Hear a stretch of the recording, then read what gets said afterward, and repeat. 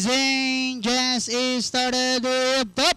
Nacho break quickly to start. Camora is running by the in the middle portion is Storm Apo.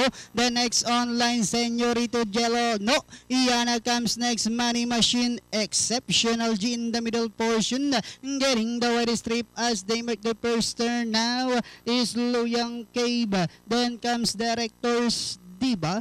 Running by the rail is Kiss Kiss Bang Bang, who's racing in less. Racing down the backstretch, very Storm Apo says why we followed if we can take the lead in the early part of the race. Moving up on the outside is Top Notcher, Señorito Jello. Camora moving up now on the outside. Directors Diva. No, Iana in the middle portion.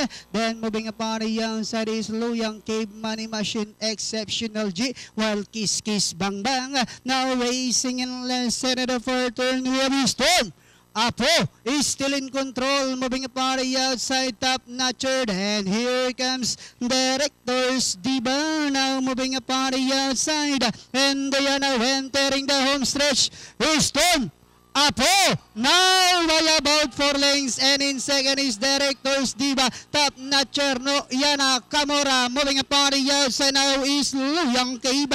Last 50 meters we have is Storm Apo, and finally Storm Apo.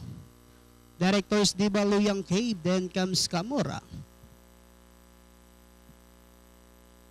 Para dito sa ating race number 7, ang ating pong unofficial winner. That is entry number 5, Storm Apo, only the second favorite para sa karerang ito. Mas sa segundo dito, numero 7, Directors Diva, numero 8, Luyang Cave, at yung numero